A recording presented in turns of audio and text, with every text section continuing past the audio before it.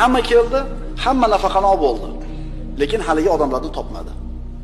Hamma keldimi deb so'radi. Ha deyishdi. Yaxshiroq o'ylaninglarchi. Ularga to'xtanglar.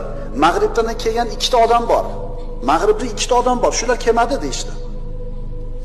Shunda Nuriddin Zankiyning qalbi yorishib ketdi. Olib kelinglar ularni dedi. Ya'ni bu sirrini o'zi biladi, vaziri biladi.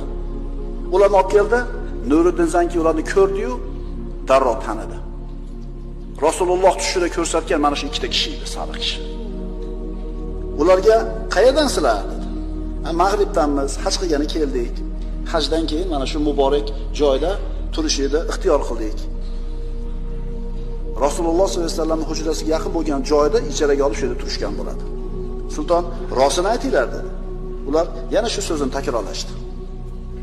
Sulton qayerda turishligini so'radi ulardan.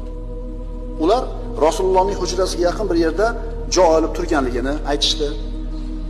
Odamlar maqtab ketishdi. Ular badavlat odam ekan, har kuni sadaqa qilishadi, doim namozda bo'lishadi, Baqiy qabristonining ziyoratiga juda tez chiqishadi deb gapirib maqtab ketishdi.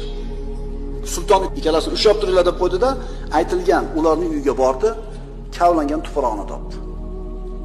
Sinchkilab qaraganida Rasululloh sollallohu alayhi vasallamning hujrasi tomonga qarab kavlanayotgan bir chuqurni ko'rdi. Qaytib keldi, u ikkisini so'roqqa tutdi. To'g'risini aytinglar. Qattiq urdi. Qattiq kaltakladi. Shundan keyin ular nasroniy ekanligini tan olishdi. Nasroniylar ularni mag'riblik hojilar bilan birga hajga yuborganligini hamda Rasululloh sollallohu alayhi vasallamning muborak jasadini o'g'irlab kelishlari uchun katta mablag' berishganlarini tan olishdi. Ular nima qilishardi? Tuni bilan o'sha chuqurni kavlab, o'zlari bilan olib kelgan xaltalariga tuproqni solib, Baqiy qabristonini ziyorat qilishlik bahonasi bilan kirardi-da, tuproqni shu yerga to'kib chiqishar edi. Ancha kavlab qo'yishgan edi, birodarlar. Rasululloh hujrai saodatiga yaqinlashib qolgan edi. Rasulullohning hujrasiga yaqinlashib qolganligida chaqmoq chalgan edi.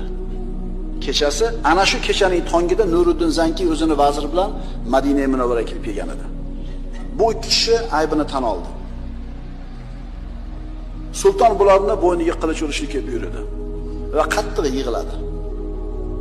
Alloh taolo boshqaga emas, ayni o'ziga shu ishni qilishlikni ilhomini berganligi uchun, Rasululloh ayni undan yordam so'raganligi uchun, Rasululloh ayni unga shu ishni buyurganligi uchun shukronasiga qattiq yig'ladi. Kim? Nuriddin Zankiy. Qaysi qo'mondon mana shunday tush bilan maqtan olaydi?